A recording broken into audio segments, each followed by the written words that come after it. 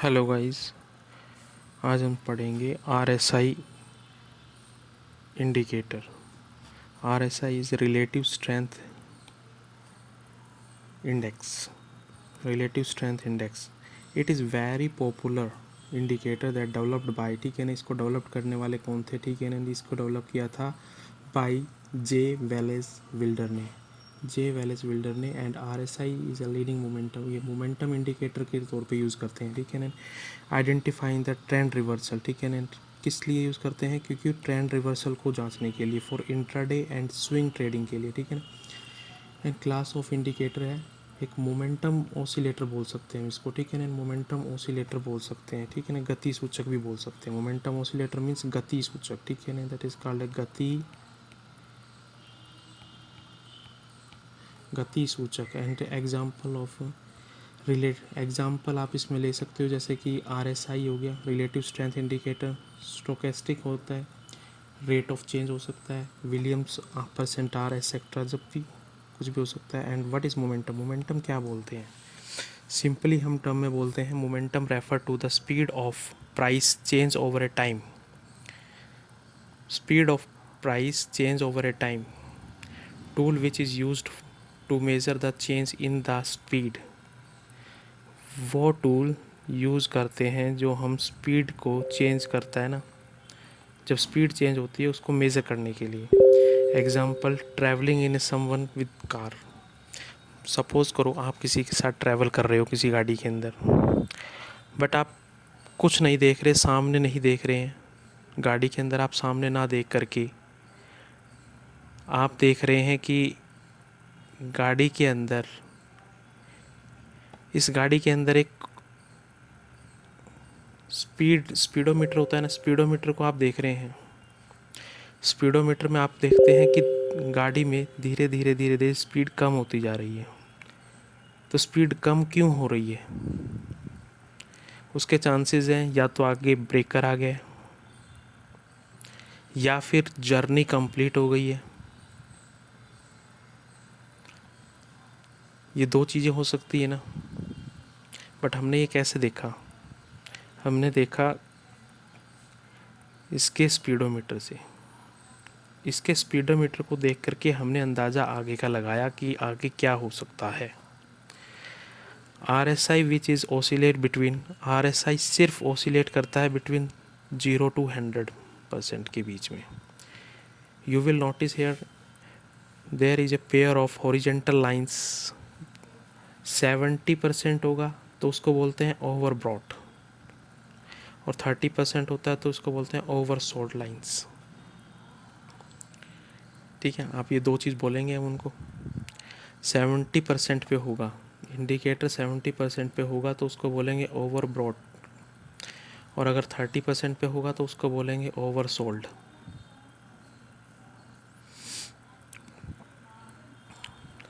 ये जो लाइन है, ये देखो ओवर सोल्ड लाइन है। ये जो लाइन होती है, ये पूरी लाइन 70 वाली, इसको बोलते हैं over broad line. Calculation of RSI, RSI का कैलकुलेशन फॉर्मूला क्या होता है, it is 100 minus 100 upon 1 plus relative strength, ये होता है वैसे तो, और ये भी सही लिखा हुआ है, ऐसे कर लो आप। अभी जो आर एस है ना, ये आर एस जो है इसको बोलते हैं average of M days up close. M days तक ये मान लो अप क्लोजिंग देता है, अप क्लोज देता है, तो उनका एवरेज अपॉन में एवरेज ऑफ एम डेज ही डाउन क्लोज के लेते हैं। तो उनका जो एवरेज का जो वो आता है ना, एवरेज रेशियो, उसी को बोलते हैं relative strength. And relative strength के बाद हम आगे लगाएंगे फॉर्मूला, ठीक है। We use default period setting in the charting. हाँ, मतलब हम यूज़ कर सकते हैं ना। हम क्या अगर यूज़ करते हैं, हम यूज़ करते हैं सिर्फ वही फार्मूला जो हमें ऑलरेडी सॉफ्टवेयर के अंदर प्रेजेंट होता है। हमें सिर्फ कुछ भी मैन्युअली करने की ज़रूरत नहीं है। तो सिंपली आप यूज़ कर सकते हो डिफ़ॉल्ट पीरियड को, जो कि आपको चार्टिंग सॉफ्टवेयर के अंदर मिलता है। एप्लीकेशन ऑफ आरएसआई की एप्लीकेशंस क्या हैं?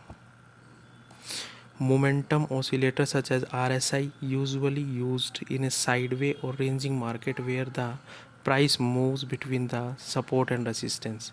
सपोज करो ये रेसिस्टेंस है, ये नीचे का सपोर्ट है। जब मार्केट इसके बीच में रेंज आउट करेगा तो इसी टाइम पे हम यूज़ करना है RSI इंडिकेटर को।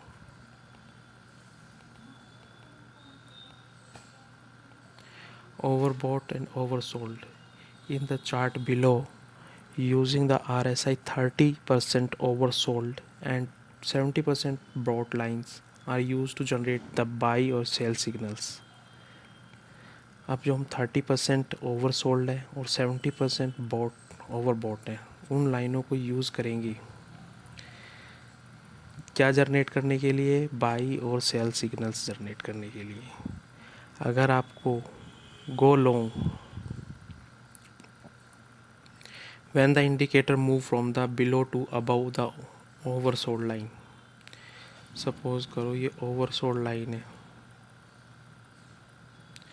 यहाँ आपने देखा यहाँ नीचे गया, ओवरसोल्ड लाइन से क्रॉस किया, तो ये देखो यहाँ से ओवरसोल्ड लाइन आ रही है, यहाँ आपने मोमेंटम यहाँ पकड़ा, जैसे यहाँ पकड़ा तो यहाँ देखो ना, यहाँ से फिर मोमेंटम ऊपर की साइड उठा, टच किया ना, टच किया, इसको पकड़े, इस मोमेंटम को पकड़ के नेक्स्ट आपने देखा इसको यूज़ करा ओवरबॉट लाइन को। सपोज़ यहाँ पे ओवरबॉट लाइन आ रही है, टच कर गई है 70 को। जब 70 को टच करा तो आपने यहाँ से यहाँ तक का लिया, यहाँ तक का लिया, फिर नीचे आया, कितना नीचे आया? इस रेंज तक आया। बस +-10 की आप एक्यूरेसी के साथ काम करना, मतलब इसको आप यूज़ कर सकते हो 30 बोलते हैं तो 30 +-10, that is to be 40 or that is to be 50, sorry 15 20, ये चीज़ आप यूज़ कर ले सकते हो, यूज़ कर सकते हैं आप ऐसे। उसके बाद आते हैं आप गो शॉर्ट। आप शॉर्ट करेंगे वो मैंने आपको बता ही दिया है, नोट कर लीजिएगा। Here that the direction crossing is important, ठीक है ना। जो कह रहे हैं कि यहाँ पर नोट कर लीजिएगा, नोट कर लीजिए आप कि direction of crossing is important. Important indicator need to be first go past the overbought and oversold line and then cross back both them, back through them। ये जो दो लाइनें हैं, ये 70 डिग्री, 70% वाली सॉरी, और ये है 30% वाली। अब जब ये लाइन यहाँ से क्रॉस कर रही, फिर ये ऊपर आएगी ना, फिर इसको टच करेगी। जैसे टच करेगी, अब यहाँ पे आपने बाइंग करनी है, बाइंग की पोजीशन बनाएंगे, फिर ये चढ़ते चढ़ते फिर जाएगी, फिर नीचे आएगी।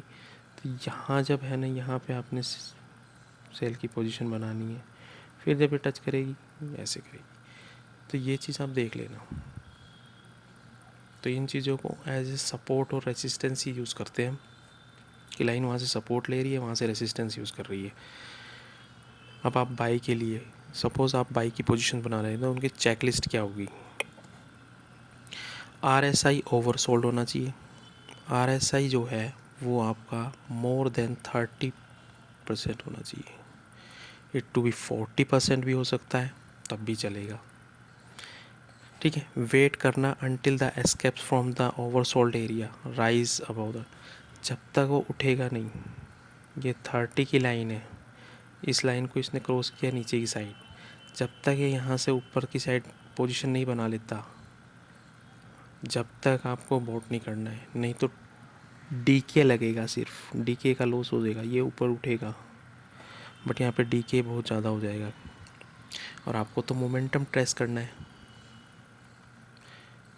ठीक है ना। आपको क्या करना है, मोमेंटम पकड़ना है। आपको क्या पकड़ना है, मोमेंटम। तो जो मोमेंटम पकड़ने के लिए आपको क्या करना पड़ेगा, इसको जब क्रॉस होने दिया जाए उसके बाद आपको बाई करना है, ठीक है। एंड कन्फर्मेशन आपके लिए, कन्फर्मेशन कैसे करेंगे, confirmation make sure that bullish candlestick pattern, ठीक है ना। जब बाइंग की पोजीशन बना रहे हो तो मेक श्योर कि वहाँ पे बुलिश कैंडलस्टिक पैटर्न बना हो, ओवरसोल्ड एरिया, ठीक है ना। सपोज करो, देखो आपको बता देते हैं, यहाँ पे आपने बाइंग की पोजीशन बनाई। सपोज करो आपने यहाँ पे बाइंग की पोजीशन बनाई, बाइंग की पोजीशन बनाई तो यहाँ बनाई। इससे जो अगली कैंडल है ये क्या है, ये कैंडल बुलिश कैंडल है, तो वो ये बोल रहा है कि ये बुलिश कैंडल होनी चाहिए, बुलिश कैंडल होना ज़रूरी है। Wait until the candle stick close, wait करना जब तक कैंडल स्टिक क्लोज ना हो जाए। And buy on the next candling opening, candle stick opening, आप नई जो कैंडल स्टिक होगी उसकी ओपनिंग पे आप बाय करेंगे और उसका ही एस एल मार्क करेंगे, उसका low as N S L mark करेंगे। अब आप सेल की पोजीशन देख सकते हैं, चेकलिस्ट उसके लिए भी सेम है, बस इसमें आर एस आई जो है वो मोर देन 70% होना चाहिए। वेट करना जब तक वो क्रॉस ना कर जाए, इन ना हो जाए। कन्फर्मेशन बियरिश कैंडलस्टिक पैटर्न होना चाहिए, यहाँ पे बियरिश कैंडलस्टिक पैटर्न, देखो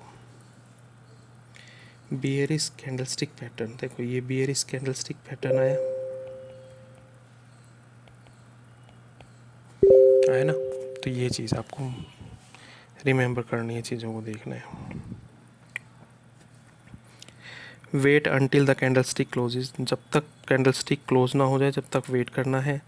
cell on the next candle stick opening, अगली sell on the next candle stick opening, ठीक है ना। नेक्स्ट कैंडल स्टिक को आपको शॉर्ट करना है, एस एल उसका हायर मार्क करना है। ये आपको एग्जांपल भी दे रखे हैं, आप एग्जांपल देख सकते हैं। यहाँ आप सेल करेंगे, यहाँ पे आपने सेल किया, ये सेलिंग पोजीशन बनाई, तो यहाँ पे आप देखिए कि ये कैंडल आ गई बियरिश कैंडल। अब ये कैंडल स्टिक ट्रेंड को ब्रेकआउट करने दिया जाए, चलने दिया जाए। यहाँ जाके इसने ये टच करा, अब आपने देखा यहाँ से फिर उठेगा, फिर बुलिश कैंडल बनी, फिर आपने दोबारा फिर कैच किया ट्रेंड को, बट ये जो है ये लॉस करा देगा अगर ऐसे चलेगा। तो आप नियर अबाउट आप मान के चलो यहीं मोमेंटम कैच किया ना आपने, और मैं तो बोलता ही हूँ 70 ±10 लेना है और 30 ±10 लेना है। हर जगह कोई भी चीज़ एक्यूरेट फिक्स नहीं हो सकती, जिसमें हम टॉलरेंस लिमिट लेते हैं, टॉलरेंस लिमिट लेते हैं अप्रोक्स ±10 की हम यहाँ पे ले सकते हैं, ठीक है। Other use of R S I, हम आर एस आई का दूसरा यूज़ क्या है, अदर यूज़ है उसकी डाइवर्जेंस को फाइंड करना, to look at the divergence between a price peak and the indicator peak. अब मान लो सपोज करो यही ले लो आप, यहाँ पे प्राइस क्या है, डाउन जा रहा है, ये भी डाउन जा रहा है, बट ये धीरे धीरे अप ट्रेंड में दिखेगा आपको। ये डाउन ट्रेंड दिख रहा है, ये अप ट्रेंड दिख रहा है, बुलिश डाइवर्जेंस बोलते हैं इसको। ये धीरे धीरे अप ट्रेंड जा रहा है प्राइस, और ये डाउन ट्रेंड में आ रहा है, तो इसको बोलेंगे बियरिश। दोनों अपोजिट में काम कर रहे हैं, देखो आप, ये हायर हाई बनाता जा रहा है, ये लोअर लो बनाता जा रहा है, ठीक है ना। तो ये जो होता है इसको बोलते हैं strong divergence.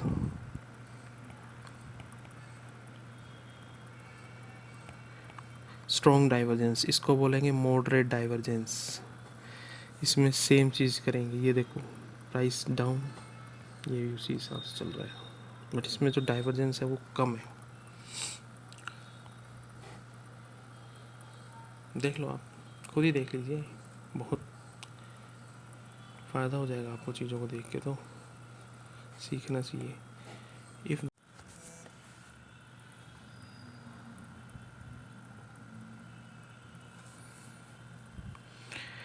If the price makes a new higher peak, but the momentum does not make the corresponding higher peak, this indicate, क्या indicate करेगा? Less power driving the new price hike means reversal could be expected। यहाँ पर reversal देखा जा सकता है। Suppose कीजिए यहाँ पे प्राइस ने हायर पीक बनाई, ये हायर बनाया, हायर हाई, फिर उसके बाद प्राइस ने फिर एक हायर हाई बनाया ऊपर की साइड, तो प्राइस की मोमेंटम क्या चल रही है?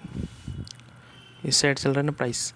बट आपने देखा इधर से ये तो बनाया, इंडिकेटर हमें ये इंडिकेट कर रहा है, फिर उसके बाद इसने जो अगला बनाया वो नीचे बनाया, तो प्राइस की इसकी मोमेंटम इधर है। मींस इंडिकेटर कुछ और कर रहा है, साथ नहीं चल रहा है उसके। मींस ड्राइविंग जो फोर्स है वो कम है। मीन्स ड्राइविंग पावर जो है वो कम है। मींस आपको यहाँ पे क्या देखने को पड़ेगा? एक रिवर्सल देखने को मिल सकता है, रिवर्सल देखने को मिल सकता है, ठीक है ना। यहाँ पे आपको एक रिवर्सल देखने को मिल सकता है, तो be conscious. Bullish divergence indicate a upward price pressure and bearish divergence होगा तो indicate a downward price pressure, ठीक है ना। ये चीज़ आप देख लीजिएगा, मैंने सब आपको समझा ही दिया है। लोअर लो, देखो प्राइस मेक से लोअर लो, आप देख सकते हो इधर से प्राइस जो है वो लोअर लो बना रहा है। पहले इधर बनाया, इस पे पॉइंट पे था, फिर उसके बाद अगला लोअर लो इधर बनाया, ठीक है। तो यहाँ पे आप देखेंगे तो क्या बन रहा है? आर एस आई मेक से lower high, R S I lower high बना रहा है। देखो ना, आप खुद ही देखो, यहाँ पे इसने जो बनाया वो प्राइस की मोमेंटम के साथ यहाँ पे बनाया, अगला जो इसने बनाया वो और भी प्राइस नीचे जा रहा है, प्राइस नीचे जा रहा है, प्राइस नीचे जा रहा है, प्राइस नीचे जा रहा है, बोल सकते हैं प्राइस नीचे जा रहा है। बट इसके अंदर इंडिकेट क्या कर रहा है? इंडिकेट कर रहा है कि ये अगला और हाई जा रहा है। मीन्स ये देखो, इसी पॉइंट पे एक सेम चीज़ देखी जाए,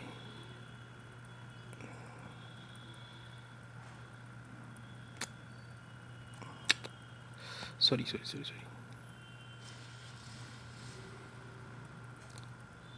सपोज कीजिए, देखिए आप इसी पॉइंट पे हम एक चीज़ देखेंगे, ये देखिए ये जो पॉइंट है, ये इस पॉइंट ने क्या बनाया? इसने जो बनाया, आप इसको कंपेयर करेंगे इसके साथ, तो इसने क्या बनाया? पहला, दूसरा नीचे जा रहा है, प्राइस और ज़्यादा डिप करके गया। तो यहाँ से अगर आप ये वाला लेवल देखेंगे तो ये लेवल पे क्या हो रहा है? प्राइस ने अप किया है, ये ऊपर उठा है, और ये जो है नीचे गया है। मीन्स दोनों ही अपोजिट डायरेक्शन में मूव कर रहे हैं। मीन्स रिवर्सल देखने को मिल सकता है, रिवर्सल देखने को मिल सकता है प्राइस मोमेंटम के अंदर। इधर नीचे जा रहा है बट ये ऊपर उठ गया, देखा ना, रिवर्सल देखा आपने, इसी को बोलते हैं रिवर्सल। तो ये चीज़ आपको देखने को मिल सकती है, रिवर्सल। आपको बस सिर्फ काम करते रहना है, अपनी लर्निंग को बढ़ाते रहना है। Real life problem in use of RSI, कुछ रियल लाइफ प्रॉब्लम्स भी आते हैं RSI के साथ। RSI is overbought level does not always signify an overbought market, okay। RSI in overbought level does not always signify an overbought market, ठीक है ना। Means RSI से ऊपर ट्रेंड करा, बट ये ज़रूरी नहीं कि ये उसी लेवल पे है। ये 70 का तो मार्क यही है, तो ये लाइन जो है ये पूरी 70 लाइन है। आपको बता दें, ये वाली पूरी लाइन 70 की है, और जो ये है ये 30 जाएगी, दैट इज़ 30 लाइन, ओके। तो ये देखो, ये यहाँ से इन किया, अब इन किया तो ये ज़रूरी नहीं है ना, इस मोमेंटम के ऊपर तो इसने पीक पकड़ी, फिर ये यहाँ आया, बट अगर इसके अकॉर्डिंग यहाँ आया, बट एक्चुअल में तो आया ही नहीं ना, आपने तो खरीदी यहाँ थी, इसके बाद तो आया ही नहीं।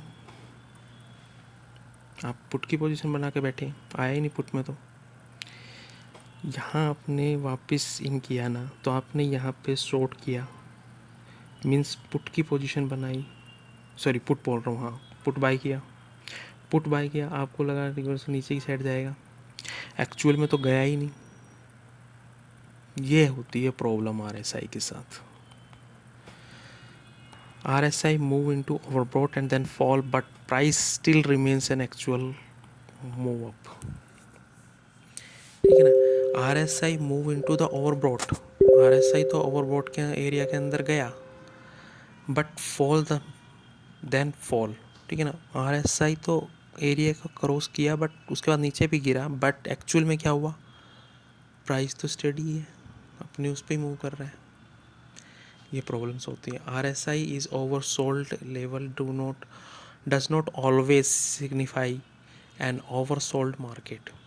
RSI moves into an oversold then rise, but price remains steady or actually move down.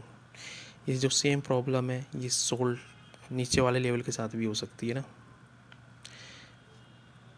अब आपको बता दें, यह देखो यहाँ पे इन किया, क्रॉस करा, अब आपने इतनी बार क्रॉस करोगे तो हिट करेगा आपका, तो आप तो लॉस में चले जाओगे यार खामखा। और इस लेवल के बाद ये तो मूव ऊपर किया, बट एक्चुअल में तो क्या हुआ, इस लेवल में तो आपने गड़बड़ कर दी ना, इस लेवल पूरे लेवल में, वो चीज़ बोल रहे हैं। A bullish divergence may not always lead to a rally.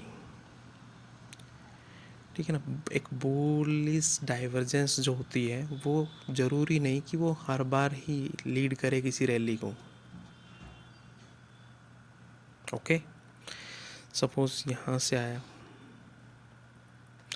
यहाँ पे सपोर्ट लिया, आपने ख़रीदा, आपने यहाँ पे ख़रीदा, बट एक्चुअल में तो प्राइस आया नीचे आ गया, रैली कर रहा है, रैलिंग कर रहा है, रैलिंग कर रहा है, ट्रेलिंग कर रहा है, नीचे गई, डंप, लॉस लॉस। और ये डी के लॉस अलग, इसके बीच में डी के भी जाएगा, कुछ पैसा तो आपका घटेगा। तो ये चीज़ बोल रहा है।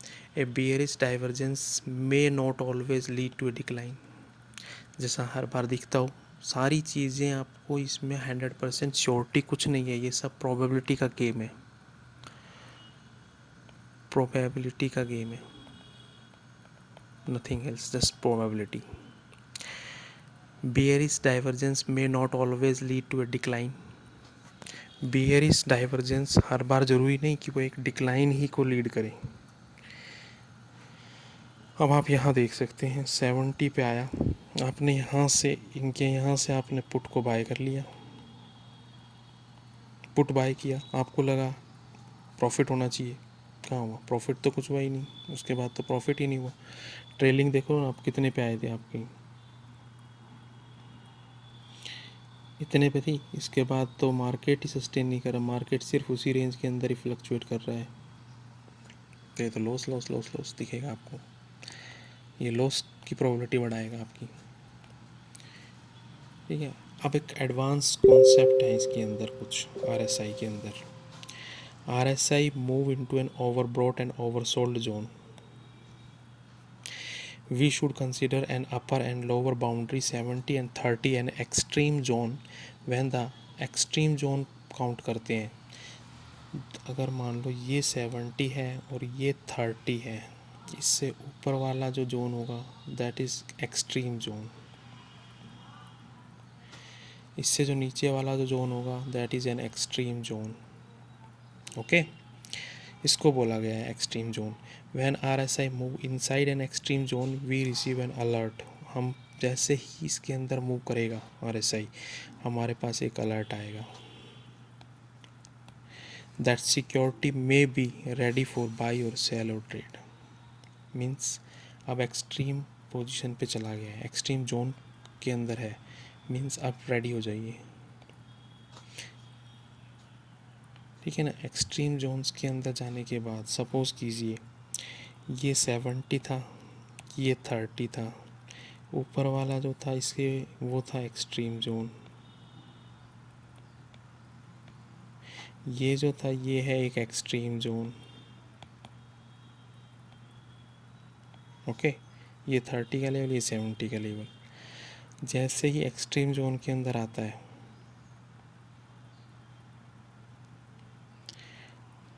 मतलब अब आपको ये अलर्ट जारी करेगा, अलर्ट हो जाइए, क्योंकि अब ट्रेड बाई का ऑप्शन आ चुका है। अब ट्रेडिंग का ऑप्शन रेडी है, ट्रेड के लिए रेडी हैं आप।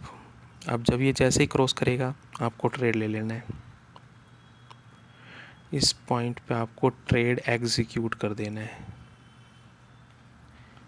ठीक है ना। ट्रेड एग्जीक्यूट करेंगे, फिर आप देखेंगे इसकी ट्रेलिंग को। But the trade may not be actually happen.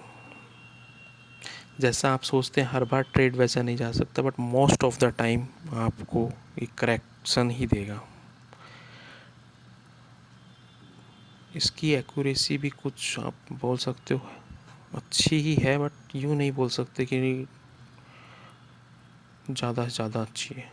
हाँ, मतलब आपको जो ट्रेड है तो आपकी कन्फर्मेशंस के लिए अदर इंडिकेटर्स भी होते हैं वहाँ पे, तो आप उनसे भी कर सकते हो अपनी कन्फर्मेशन। देखो, बट द ट्रेड मे और may not actually happen.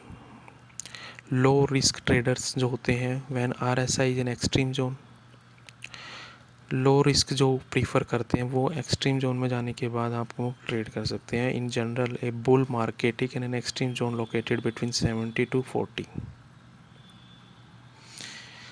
Eight 70 और 40 पे ए बियर मार्केट के अंदर एक्सट्रीम जोन आर 60 और 30। इस zone shift in indication A trend can an RSI shift zone is one of the first indication that a change in the trend is taking place, okay। zone shift is an indication of change in trend, ठीक है ना। Zone को जैसे shift होता है, zone का shifting ही एक indication करता है कि अब ट्रेंड चेंज होने वाला है। जो जोन के बाद ट्रेंड जो है वो शिफ्ट का इंडिकेशन करता है, ठीक है ना। क्या करता है, शिफ्ट का इंडिकेट करता है। There is one of the first indication that the ठीक and change in the trend